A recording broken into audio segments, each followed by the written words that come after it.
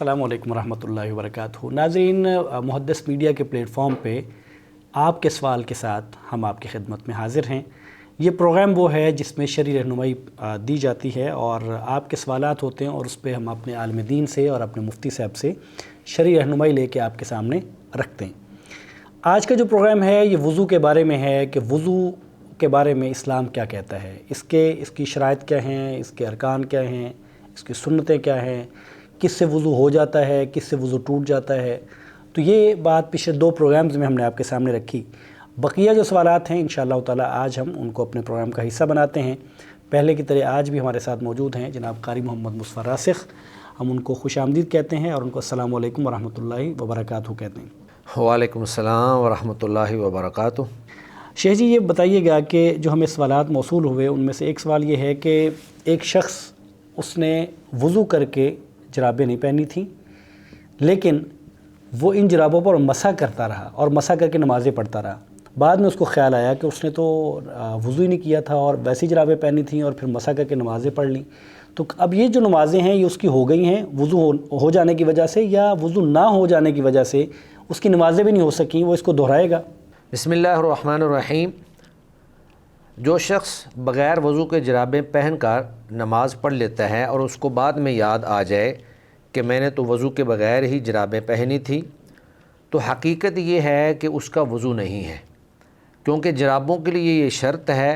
कि वज़ू करके तहारत की हालत में जराबें पहनी जाएँ और बाद में उनके ऊपर मसा करके नमाज जो है वो अदा कर ली जाए। जब इस शख्स ने वज़ू के बग़ैर तहारत के बग़ैर जराबें पहन ली हैं तो उसका वज़ू नहीं है, और जब वज़ू नहीं है तो बग़ैर तहारत के अल्लाह रब्बुल इज़्ज़त नमाज कबूल नहीं करते। रसूलुल्लाह सल्लल्लाहु अलैहि वसल्लम ने फ़रमाया, ला तुक़बलु सलातुन बिग़ैरि तहूरिन, कि तहारत के बग़ैर नमाज कबूल नहीं की जाती। यानी अगर इंसान ताहिर होगा, बावज़ू होगा तो ही उसकी नमाज कबूल होगी। अगर वो बावज़ू नहीं है, ताहिर नहीं है, पाक नहीं है, तो उसकी नमाज अल्लाह के यहाँ काबिल कबूल नहीं है। इसी तरह एक दूसरी रिवायत में आप सल्लल्लाहु अलैहि वसल्लम ने फ़रमाया, ला तुक़बलु सलातु अहदिकुम इज़ा अहदसा हत्ता यतवज़्ज़अ, कि तुम में से किसी एक शख्स की नमाज कबूल नहीं की जाती जब वो बेवज़ू हो, हत्ता कि वो वज़ू कर ले। तो इन दोनों रिवायात की बुनियाद पर ऐसा शख्स जिसने जुराबें बग़ैर वज़ू के पहनी थीं, चूँकि अब उसका वज़ू नहीं है, वो पाक नहीं है, ताहिर नहीं है, लिहाजा उसकी नमाज भी नहीं हुई। उस पर लाजिम है कि वो अपनी नमाज को दोहराए। अगर एक नमाज है तो एक को दोहराएगा, और अगर उसकी 2 या 3 या ज़्यादा नमाज़ें हैं, जितनी नमाज़ें भी उसने इन जुराबों के साथ मसा करके पढ़ी हैं, वो इन तमाम नमाज़ों को दोबारा से पढ़ेगा, क्योंकि ये सारी नमाज़ें बग़ैर तहारत के और बग़ैर वज़ू के पढ़ी गई हैं। और तहारत जो है या वज़ू ये नमाज के लिए शर्त है, जिस तरह इन अहादीस से मालूम होता है। हाँ, अलबत्ता एक शख्स ने वज़ू तो किया, उसका वज़ू मुकम्मल है, लेकिन उसके कपड़ों पर या उसके जूते में या उसकी शलवार या कमीज़ पर किसी भी जगह पर कुछ नजासत लगी हुई है और वो शख्स उसी नजासत के साथ नमाज अदा कर लेता है, तो दुरुस्त मौक़िफ़ यही है, हदीस के मुताबिक मौक़िफ़ यही है कि ऐसा शख्स जो है वो अपनी नमाज को नहीं दोहराएगा। क्योंकि नबी करीम सल्लल्लाहु अलैहि वसल्लम एक दफ़ा नमाज़ पढ़ा रहे थे, तो दौरान नमाज ही आप सल्लल्लाहु अलैहि वसल्लम ने अपने जूते उतार दिए। आपको देखकर सारे सहाबा ने भी अपने जूते उतार दिए। तो नमाज के बाद अल्लाह के नबी ने सहाबा से पूछा कि आप लोगों ने अपने जूते क्यों उतारे हैं? तो सहाबा इकराम ने फरमाया कि या रसूल अल्लाह, जब आपने जूते उतारे तो हमने भी उतार दिए, हमने तो आपको देखकर जूते उतारे हैं। तो अल्लाह के नबी सल्लल्लाहु अलैहि वसल्लम ने फरमाया कि दरअसल मेरे जूतों में नजासत लगी हुई थी और मुझे इल्म नहीं था। मुझे जिब्राईल अलैहिस्सलातु वस्सलाम ने आकर बताया कि आपके जूतों को नजासत लगी हुई है, तो मैंने दौरान नमाज ही वो जूते उतार कर साइड पर रख दिए। अब अल्लाह के नबी सल्लल्लाहु अलैहि वसल्लम ने जो नमाज इन जूतों को पहन कर पढ़ ली थी, 2 रकतें या 1 रकत या जो भी आप पढ़ चुके थे, आपने उसको नहीं दोहराया, बल्कि आपने अपनी नमाज को जारी रखा और जितनी पढ़ ली थी उससे अगली नमाज जो है वो आप सल्लल्लाहु अलैहि वसल्लम ने पढ़ी। तो इस हदीस की बुनियाद पर हम कह सकते हैं कि एक शख्स अगर बावुज़ू है, اس نے مکمل وضو کیا ہے لیکن اس کے جسم پر یا اس کے کپڑوں پر یا اس کے جوتوں پر کہیں نجاست لگی ہوئی ہے تو اس نجاست کی بنیاد پر وہ اپنی نماز کو دوبارہ ادا نہیں کرے گا، دہرائے گا نہیں، بلکہ اس کی نماز انشاءاللہ مکمل ہے اور اس کی نماز کامل ہے۔ ہاں البتہ اگر کسی نے جو شرط ہے باوضو ہونا، پاک ہونا، اگر وہ شرط ہی پوری نہیں کی جس طرح کہ اس سوال کے اندر آپ نے بیان کیا ہے، تو ایسے شخص کے اوپر نماز کو دہرانا اور لٹانا واجب اور ضروری ہے، اور وہ اپنی وہ تمام نمازیں جو اس نے ان جرابوں کے ساتھ ادا کی ہیں، جو بغیر وضو کے اس نے پہنی تھیں، وہ ساری کی ساری نمازیں وہ دوبارہ پڑھے گا اور دہرائے گا۔ اچھا یہ بھی بتائیے گا کہ جب ہم مسح کرتے ہیں تو مسح کرنے کے لیے ہم پانی لیتے ہیں، اپنی انگلیاں جو بھگوتے ہیں اس سے پانی لیتے ہیں، مسح کرنے کے بعد پھر کیا کانوں کا جب مسح کرنا ہے، سر کا مسح کرنے کے بعد جب ہم کانوں کا مسح کریں گے تو اس کے لیے نیا پانی لیں گے کہ وہ جو سر کے مسح کا پانی تھا اسی کے ساتھ کانوں کا مسح ہوگا؟ جی، وضو میں کانوں کے مسح کے لیے الگ سے پانی لینے کی ضرورت نہیں ہے، بلکہ سر کے مسح والا جو پانی ہے وہی انشاءاللہ کافی ہو جائے گا، اور اسی پانی کے ساتھ آپ اپنے کانوں کا مسح بھی کر سکتے ہیں۔ یعنی جب مسح کرنے کے لیے آپ نے اپنے دونوں ہاتھوں کو گیلا کیا اور آپ نے اپنے سر کا مسح کر لیا، تو سر کا مسح کرنے کے بعد الگ سے پانی لینے کی ضرورت نہیں، بلکہ وہی پانی جو ہے جو آپ نے سر کے مسح کے لیے لیا تھا وہی پانی آپ کو کافی ہو جائے گا، اور آپ اسی پانی کے ساتھ اپنے کانوں کا مسح بھی کر سکتے ہیں، کیونکہ نبی کریم صلی اللہ علیہ وآلہ وسلم کا ارشاد گرامی ہے الاذنان من الرأس، کہ کان جو ہیں یہ دونوں یہ سر میں سے ہیں، یعنی کان سر کا حصہ ہیں۔ تو جب آپ نے سر کے مسح کے لیے پانی لے لیا تو گویا کہ آپ نے وہی پانی جو ہے وہ آپ نے کانوں کے مسح کے لیے بھی لے لیا، تو سر کے مسح والا پانی جو ہے وہی کانوں کے مسح کے لیے انشاءاللہ کافی ہو جائے گا۔ اور یہ حدیث جو میں نے آپ کے سامنے بیان کی ہے کہ الاذنان من الرأس، یہ حدیث صحیح ہے، امام البانی رحمہ اللہ نے اس کو صحیح قرار دیا ہے۔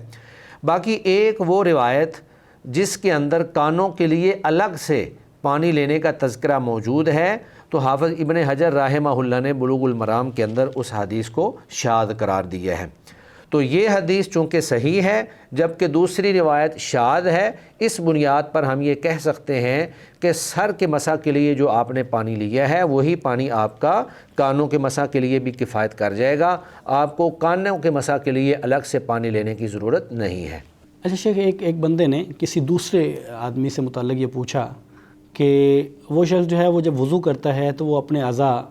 کوئی عضو جو ہے وہ ایک بار دھوتا ہے، کوئی عضو 3 بار دھو لیتا ہے ایک ہی وضو میں، اور کوئی 2 بار دھو لیتا ہے۔ اسی طرح وہ داڑھی کا خلال بھی نہیں کرتا اور وہ پاؤں کی انگلیوں کا خلال بھی نہیں کرتا، اور جب اسے کہا جاتا ہے کہ یہ انداز درست نہیں ہے تو وہ کہتا ہے کہ نہیں یہ بالکل ٹھیک ہے اور یہ سنت کے مطابق ہے۔ تو کیا یہ اس کا عمل جو ہے یہ درست ہے، سنت کے مطابق ہے؟ وضو کرتے ہوئے بعض اعضاء کو 1 بار دھونا، بعض کو 2 بار دھونا یا بعض کو 3 بار دھونا،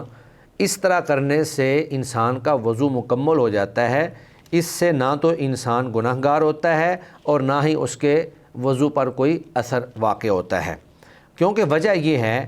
کہ 1 بار دھونا جو ہے یہ تو فرض ہے، باقی 2 بار دھونا یا 3 بار دھونا یہ فضیلت کو حاصل کرنے کے لیے ہے کہ اگر آپ 1 بار سے زائد وضو کی تکمیل کے لیے یا اسباغ الوضو پہ عمل کرنے کے لیے آپ اگر 2 بار اپنے اعضاء کو دھو لیتے ہیں یا 3 بار اپنے اعضاء کو دھو لیتے ہیں تو وہ آپ کو اتنی زیادہ فضیلت اور اتنا زیادہ اجر و ثواب حاصل ہوگا۔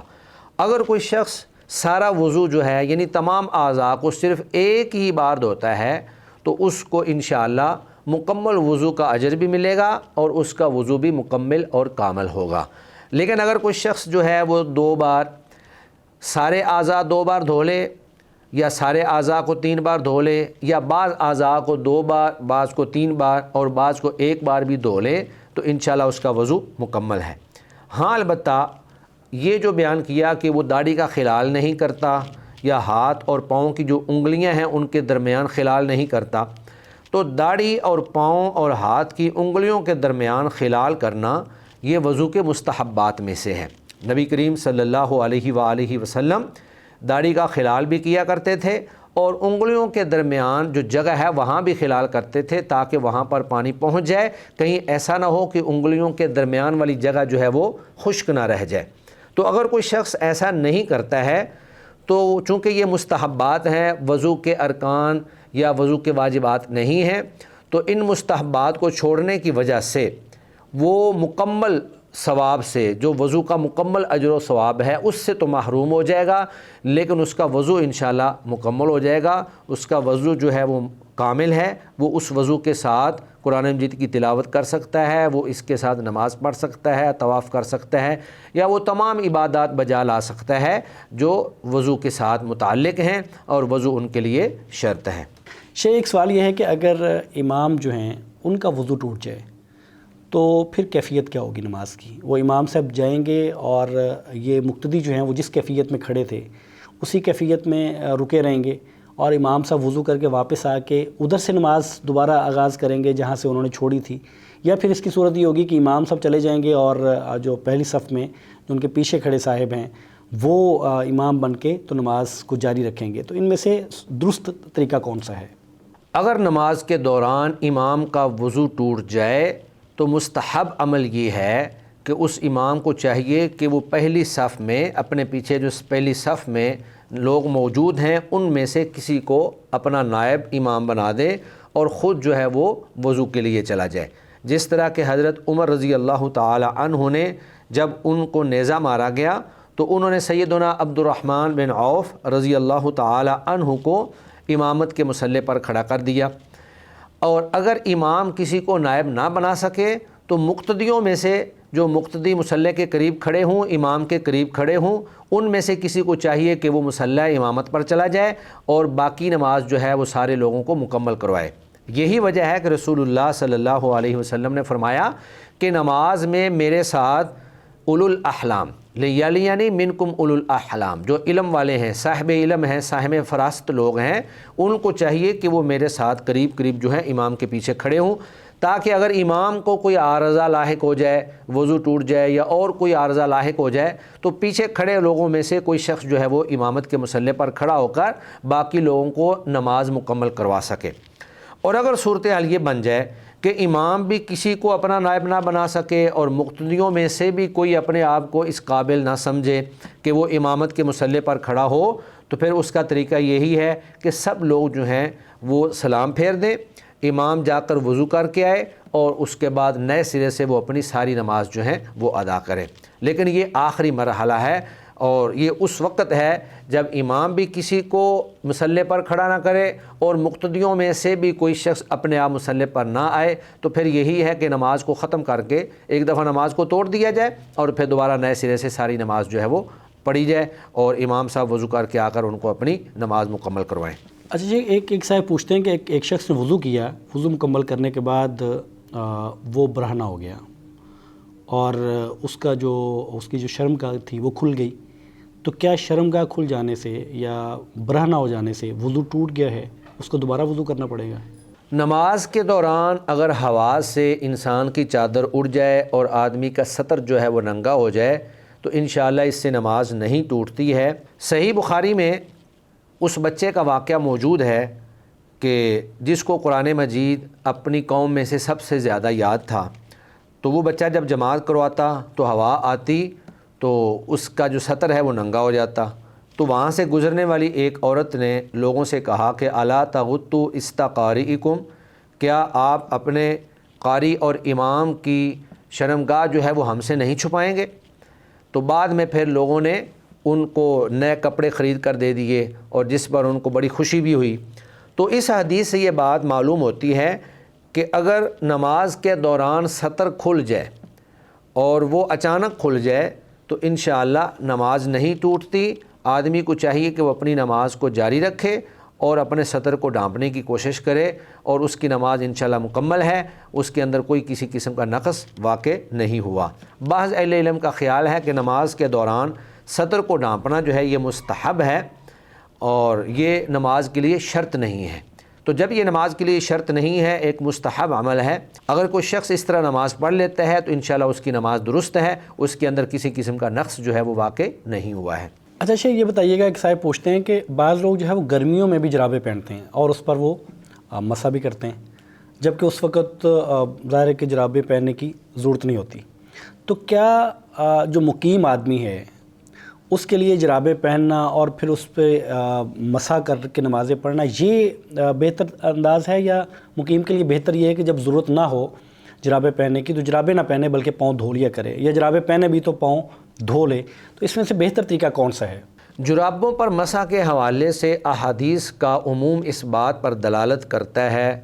کہ کسی بھی موسم میں، بے شک موسم گرما ہو، موسم سرما ہو، بہار ہو یا خزاں ہو،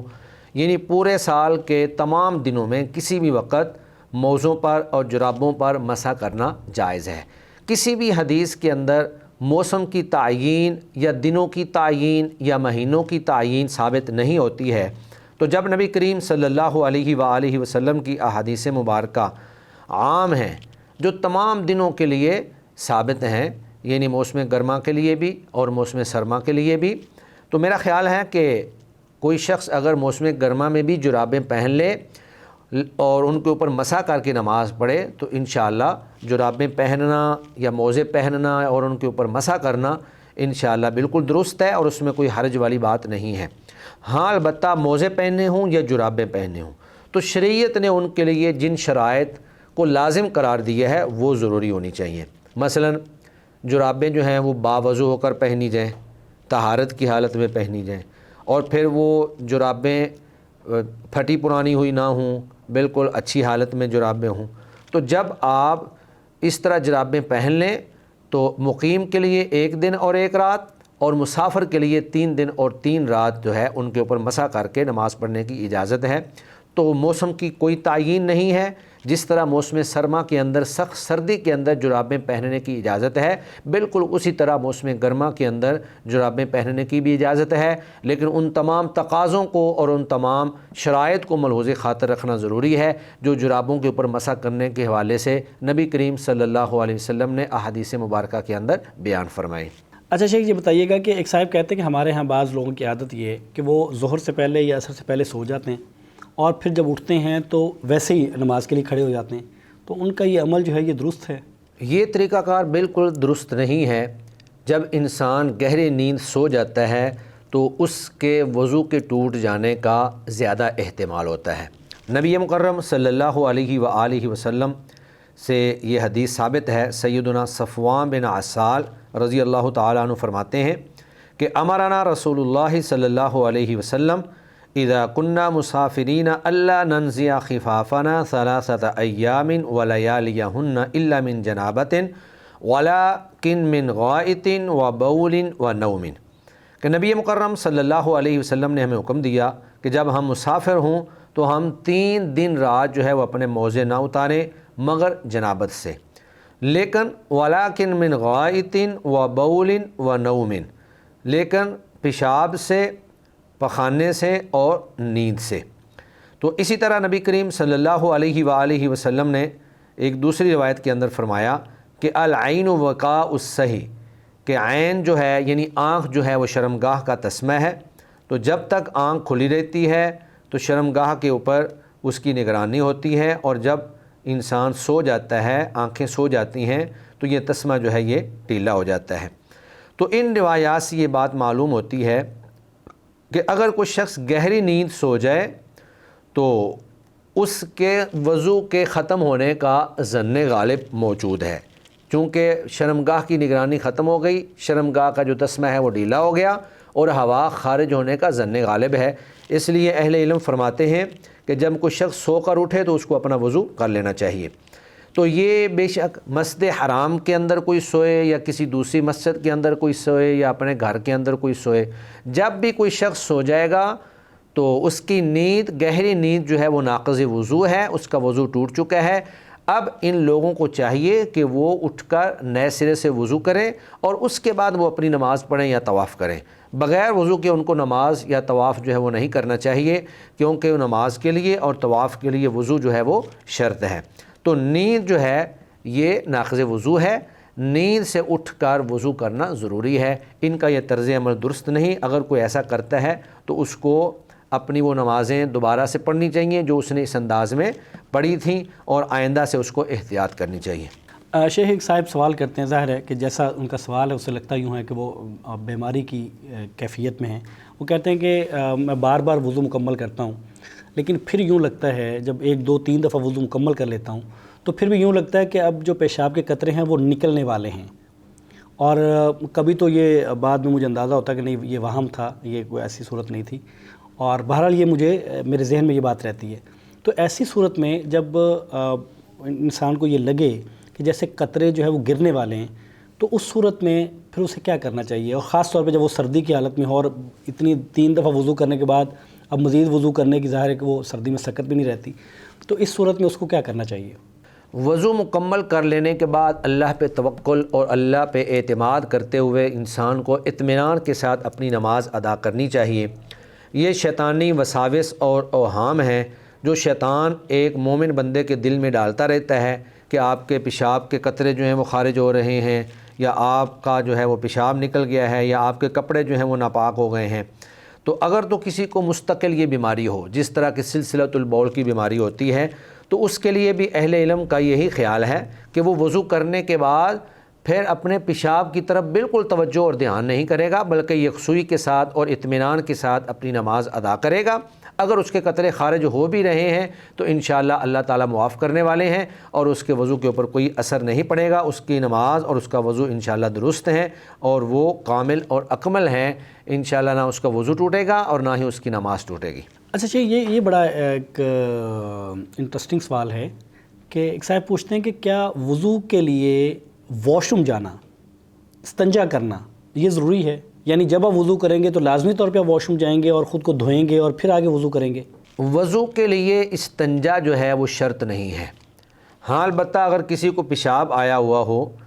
پخانہ آیا ہوا ہو، تو وہ اپنا پیشاب پخانہ کر کے استنجا کرے۔ استنجا جو ہے یہ پیشاب پخانہ کی ضرورت ہے، یعنی جب آپ نے پیشاب کیا، پخانہ کیا، تو نجاست کو دھونے کے لیے استنجا کرنا ضروری ہے، باقی وضو کے لیے استنجا کرنا ضروری نہیں ہے۔ حتیٰ کہ اگر کسی شخص کی ہوا بھی خارج ہو جائے اور وہ استنجا نہ کرے، براہ راست وضو کر لے، تو انشاءاللہ اس کا وضو مکمل ہے۔ تو استنجا کرنا گویا کہ یہ وضو کا حصہ نہیں، یا وضو کے لیے شرط نہیں، بلکہ استنجا جو ہے وہ ان نجاستوں کو، یعنی پیشاب یا پخانہ اور بول و براز کی ان نجاستوں کو دھونے کی وجہ سے کیا جاتا ہے جو انسان کے جسم پر باقی رہ جاتی ہیں، باقی وضو کے ساتھ اس کا کوئی تعلق نہیں ہے۔ جب بھی آپ نے وضو کرنا ہے، اگر آپ کو پیشاب پخانہ کی ضرورت نہیں ہے تو آپ استنجا نہ کریں، بے شک آپ کی ہوا خارج ہونے سے ہی وضو ٹوٹا ہے، آپ براہ راست وضو کریں، انشاءاللہ آپ کا وضو درست اور صحیح ہے۔ جزاکم اللہ خیر، بہت شکریہ، اللہ تعالیٰ آپ کو برکتوں سے نوازے۔ ناظرین، یہ تھا آج کا پروگرام جس میں ہم نے وضو کے بارے میں، مسح کرنے کے بارے میں، کانوں کا اور جو سر کا مسح ہے اس کے پانی کے بارے میں، اور پھر جرابیں پہننا، تو یہ سارے سوال جو ہیں وہ آپ کے سامنے آپ کی طرف سے آئے، ان کے جوابات آپ کے سامنے رکھے۔ ہماری گزارش وہی ہے جو ہم ہر دفعہ کرتے ہیں کہ یہ اللہ کی توفیق سے ممکن ہے کہ انسان جو ہے وہ نیکی کے ساتھ جڑا رہتا ہے۔ بعض لوگ وہ ہیں کہ جو دین بتا کے نیکی کے ساتھ جڑے رہتے ہیں، اور بعض لوگ وہ ہیں جو اس کو پھیلا کے نیکی کے ساتھ جڑے رہتے ہیں۔ تو آپ لوگوں سے گزارش یہ ہے کہ اللہ تعالیٰ ہم سب کی طرف سے قبول بھی فرمائے، جو جیسی بھی دین کے لیے کاوش کر رہے ہیں۔ تو آپ سے گزارش یہ ہے کہ یہ پروگرام اور اس کے علاوہ جتنے دینی پروگرامز ہیں ان کو لوگوں تک شیئر کریں۔ یہ آپ کر سکتے ہیں، 1 کلک پہ آپ نیکی کا حصہ بن سکتے ہیں۔ تو اس کو شیئر کریے، یہ انشاءاللہ تعالی ہمارے لیے بھی اور آپ کے لیے بھی صدقہ جاریہ ہوگا۔ اس کو لائک کریں پروگرام کو، اگر اس پہ کچھ چیز پوچھنے والی ہے وہ ہم سے پوچھیے، اور اس کو شیئر کیجئے اور ہمیں اجازت دیجیے۔ السلام علیکم ورحمۃ اللہ وبرکاتہ۔